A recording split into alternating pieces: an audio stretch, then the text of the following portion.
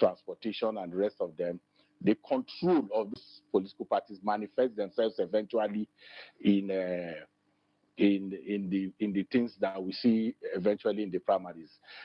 In some states, you'll be so shocked that delegates are paid as much as £1 million, £500,000 to cast their votes.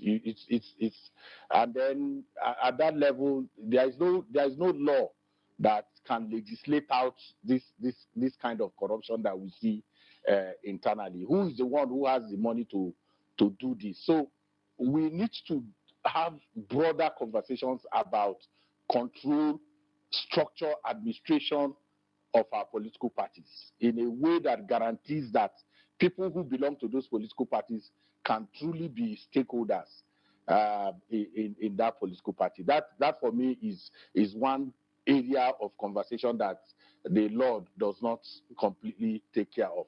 And you see, the distinguished Senator Gayab referred to the kind of play that you see, where the political party sends different actors to go and observe, to go and conduct primaries in different states where they have primaries, and then you bring two results, and then money is eventually then used to decide which one is authentic, which one is the authentic primary that has been conducted. So we need to be able to have conversations in terms of what kind of political party administration structure and administration are we going to have? How do people become members of political parties? What guarantees them? Are they privileged members? If you're a privileged member of a political party, what privileges you? Is it the donations that you make, the contributions that you make, or the fact, how do you even become this statutory delegate that you now sit down and you are worshipped like a shrine? You now decide who gets what and when. So all that conversation will happen for us to be able to get less rancorous political party. The big challenge is never whether it is direct or indirect or consensus. It has more to do with the actors, the people playing in these different forms of leadership recruitment within the political parties. And that conversation needs to happen within political parties, and civil society, donors, the media. We need to pay much more attention to our political parties. We give the impression that it is their internal affairs, but at the end of the day, what they throw out, the quality of people they throw out, has something and relationship with the quality of governance that we get. We discuss INEC, we oversight INEC, we engage INEC, we engage security agencies. We are not paying as much attention. Indeed, I have made the point that we over-respect the politicians, their political parties, and their candidates, and we don't engage them in such a way that can produce the kind of outcomes that we're looking for. All right, thanks, Ezewa. Let's get back to the phones. We have another caller. Levy's calling on. Hello, go ahead. Let's hear you.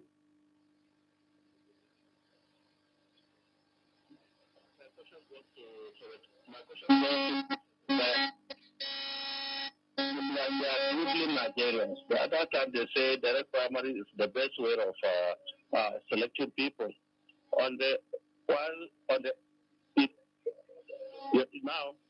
Now again they are saying they are giving options. And in my candid opinion, the direct primary is the best primary ever. And at the end of it, they brought back the thing, and they are even telling Nigerians again that best can never be an enemy of perfect. Whom are they deceiving?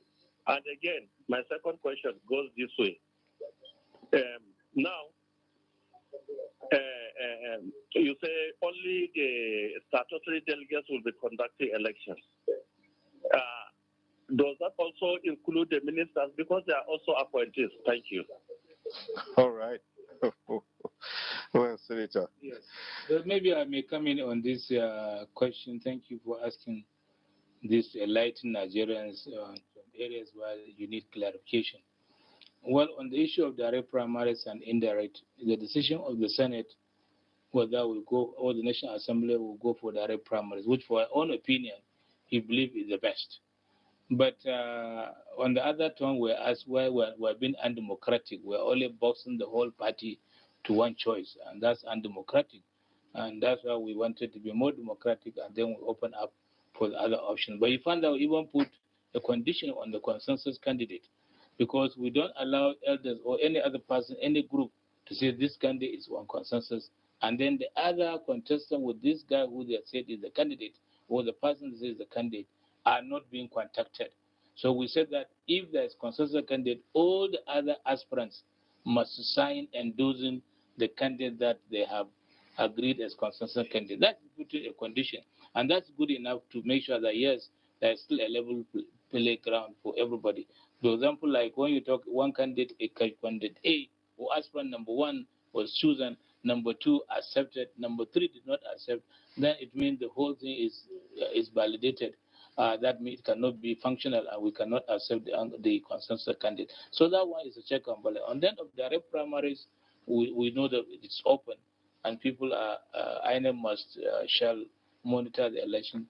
And the indirect primaries also is a group of people, a small number of delegates to vote for a position, either governor or senator or house or state assembly, or even president.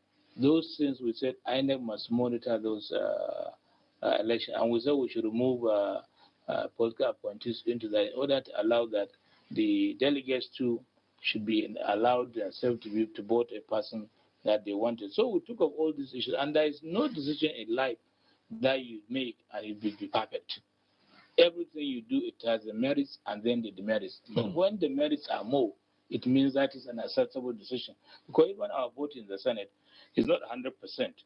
But when we cross 85 or 73, we find that we have that thing is taken, even if you are against it. So All right. our decisions are not.